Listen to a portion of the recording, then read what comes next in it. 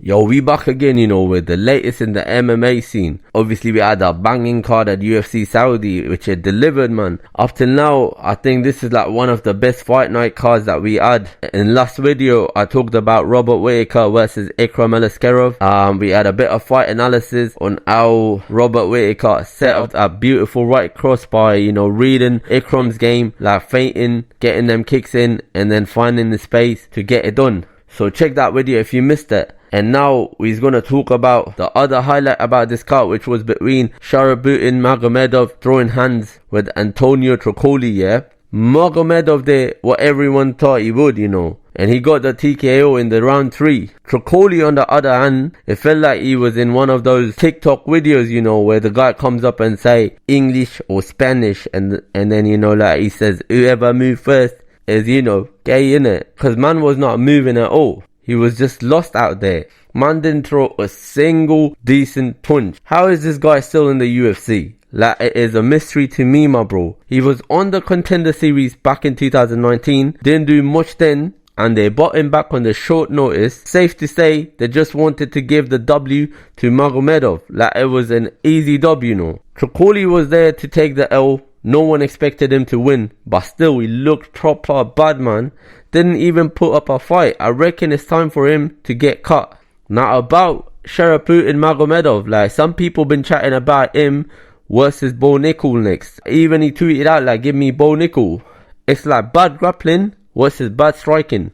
But on paper it sounds hype, you know, 2 undefeated middleweights. But to be fair, Bo Nickal is a beast wrestler and Magomedov got 0 takedown defense. So Bo would just like ragdoll him. That's the only reason Bo called for that fight. You know the brother's always ducking competition, but when he knows it's an easy fight, he's obviously gonna call him out. On the other hand, if Magomedov can find a fence which he can grab on, then it's all good, you know. So I don't think this matchup is good for Magomedov. Obviously they have to hype him up a little bit more, you know. So what I think you need to do is set him up against Bruno Ferreira next, you know. This fight will be mad exciting.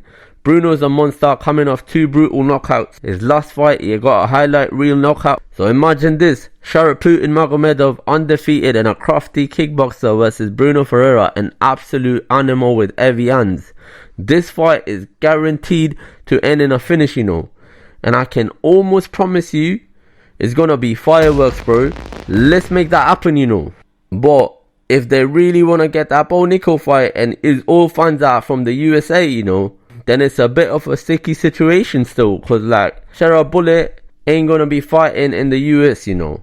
And here's the lowdown, man's only got one eye. It adds to his pirate vibe and all that, but the US commissions ain't having any of it. People also wondering a lot about Shara if he can compete in the United States.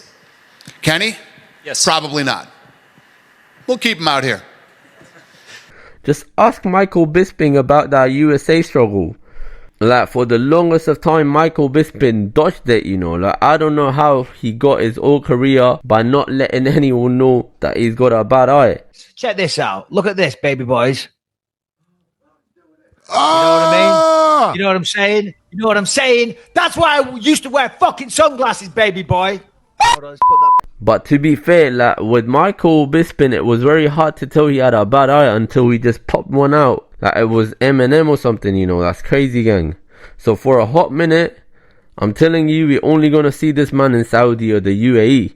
I think the goal for most of these Russian Dagestani fighters is to get that 50k, because it goes a lot further in Russia than it does in the UK or USA. They're made. But it makes you wonder though, how they gonna manage fighters like this, you know. We've seen it with Shamai for different reasons. Now it's Bullet's turn. What's their long-term plan? They ain't gonna be rolling into the Middle East more than like twice a year. So if Bullet's aiming for title contention, where does that leave him, you know? But one thing is for sure, man's got a mad support in the Middle East, so it ain't all bad for him. But let me know your thoughts. Who do you think he should fight next? Do you think he's gonna get throat checked as well once he's put against like proper wrestlers? Because at the moment they're just feeding him tin cans, you know.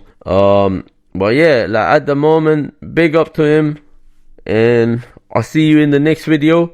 And if you haven't seen my previous video about Hamza Chimaev dropping out because of food poisoning, or if you haven't seen the analysis, go and check that out, man. A lot goes into these videos, and I love all the support and the comments that you leave, and I'll see you on the next video. Safe.